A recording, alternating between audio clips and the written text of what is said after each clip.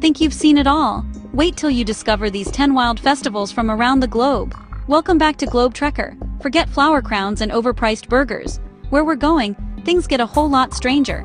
We're talking flying tomatoes, worshipped phalluses, and babies being jumped over.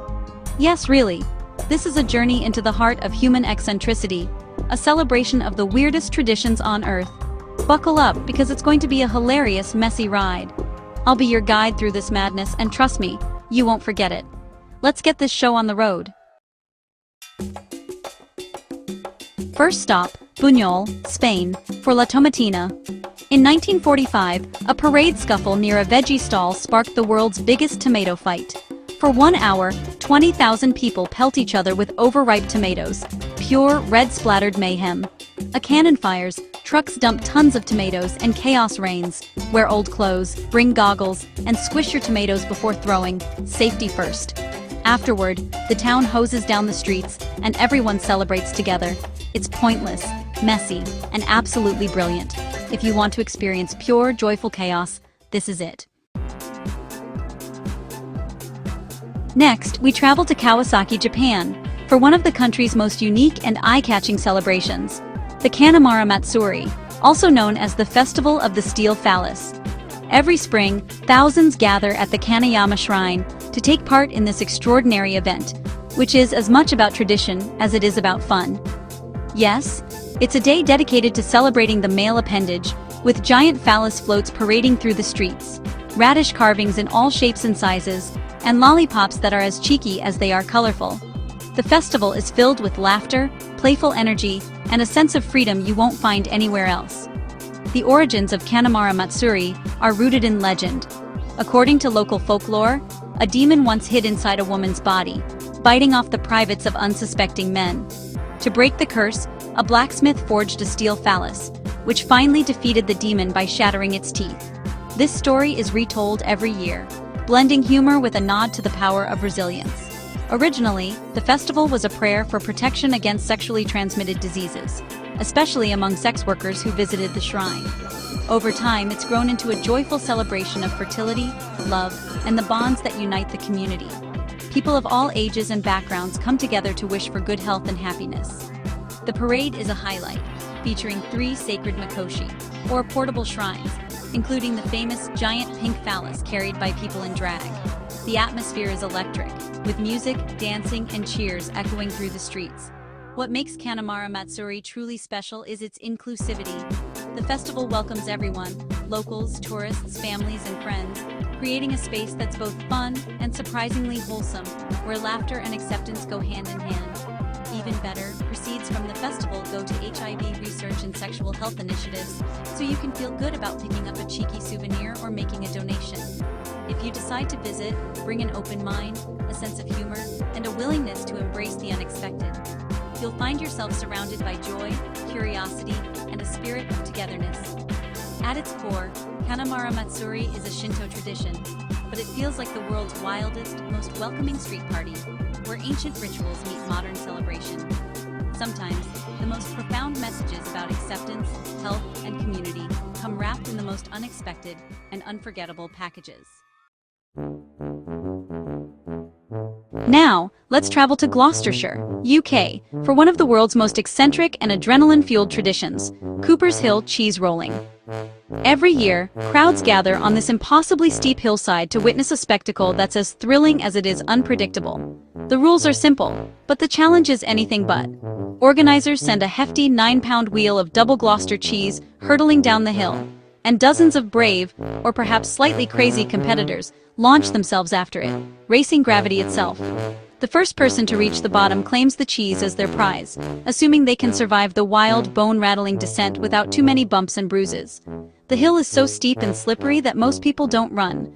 They tumble, bounce, and crash their way down, arms and legs flailing, laughter and shouts echoing across the countryside.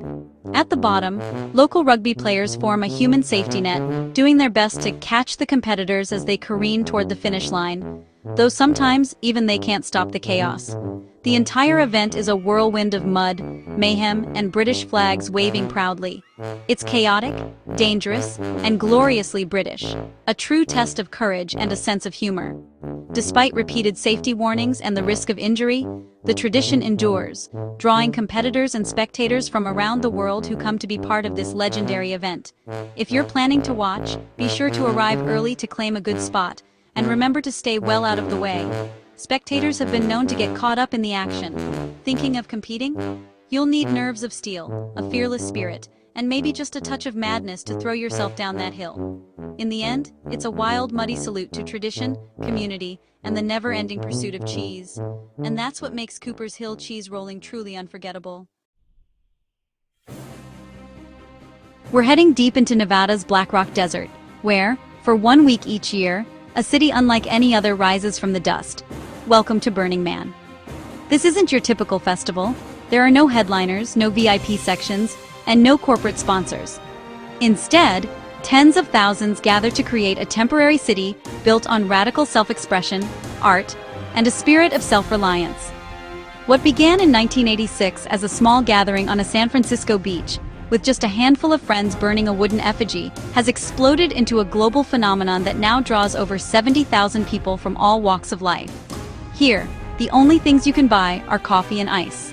Everything else, meals, gifts, even hugs, are freely given, thanks to a unique gifting economy that encourages generosity and connection. By day, you'll wander through a surreal landscape filled with mind-blowing art installations, interactive sculptures, and wild mutant vehicles cruising across the playa. When the sun sets, the desert transforms. Music pulses through the night, fire dancers light up the darkness, and glowing art cars roam beneath a sky full of stars. The week's climax is the burning of a massive wooden man, a spectacular ritual that brings everyone together in awe and celebration.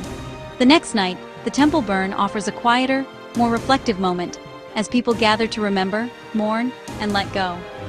Surviving here isn't easy. You'll face scorching heat, freezing nights, and sudden dust storms.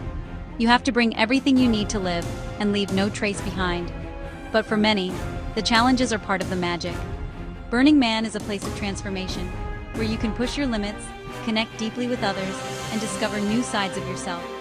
It's about community, creativity, and unleashing your inner weirdo, where everyone is encouraged to participate, collaborate, and celebrate what makes them unique. Burning Man isn't for the faint of heart, but if you're up for the adventure, it's truly a one-of-a-kind experience you'll never forget. Next, Lopburi, Thailand, for the Monkey Buffet Festival.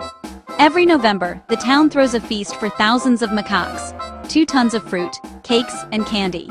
The monkeys, believed to bring good luck, are the town's cheeky celebrities. The festival began as a thank you for attracting tourists, and now it's a wild, hilarious spectacle. Monkeys swarm the tables, steal snacks, and climb on everything and everyone. It's chaotic, charming, and a little bit terrifying. If you visit, hold on to your belongings and your sense of humor. It's a dinner party you'll never forget. Now, to Mexico for Dia de los Muertos, the Day of the Dead. It's not Halloween, but a vibrant, joyful reunion with departed loved ones. Families build colorful ofrendas, altars, with marigolds, food, and photos to welcome spirits home. Streets fill with parades, sugar skulls, and music. Cemeteries glow with candles and laughter. The tradition blends ancient Aztec rituals with Catholic holidays, celebrating life, not mourning death. Face painting, sweet bread, and storytelling turn remembrance into a festival. If you go, be respectful. This is a cherished family tradition. Ask before taking photos, and don't touch the offerings. It's a powerful, beautiful way to honor those we've lost. Time to get messy in Boryong, South Korea at the Mud Festival. For 2 weeks in July, millions flock to Daecheon Beach for mudslides, wrestling, and giant mud pools. The mineral-rich mud is great for your skin and for unleashing your inner child. The festival began as a cosmetics promo, but now it's a wild, joyful free-for-all. Everyone gets covered head to toe in mud. Status, age, and inhibitions disappear. Afterward, rinse off in the sea and party on the beach. Bring throwaway clothes and a waterproof pouch for your phone. Embrace the mess. It's pure therapeutic fun. Back to Spain for El Colacho, the baby jumping festival. In Castrillo de Murcia, men dressed as devils leap over rows of newborns to cleanse them of evil. This centuries-old tradition is part of Corpus Christi celebrations. Parents are proud to have their babies participate, and the jumpers are skilled. No injuries in over 400 years. The event is a surreal mix of faith, carnival, and adrenaline. The devils chase townsfolk, then leap over the babies in a tense, silent moment. Despite church objections, the locals fiercely protect their tradition. If you go, stand back and soak in the spectacle. It's a leap of faith, literally.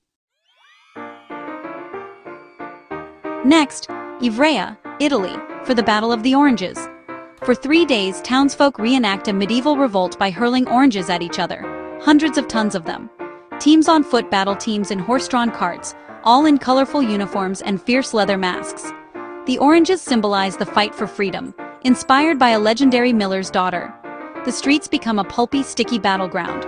Bruises are badges of honor. Spectators wear red hats for safety.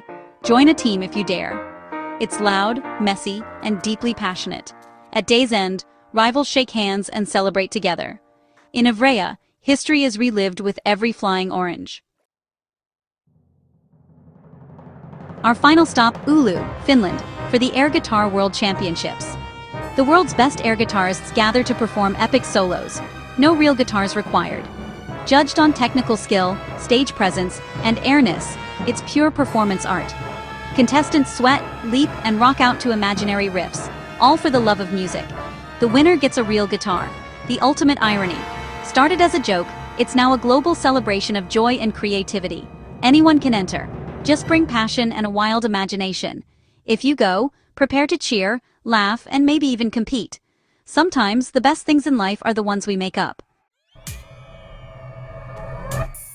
And there you have it, 10 of the world's most bizarre and brilliant festivals. From flying fruit to mud baths and baby jumping devils, we've seen it all.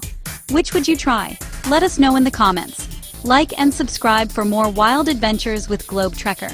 Check the description for travel tips and festival links. Until next time, stay curious, stay adventurous, and never be afraid to get a little weird.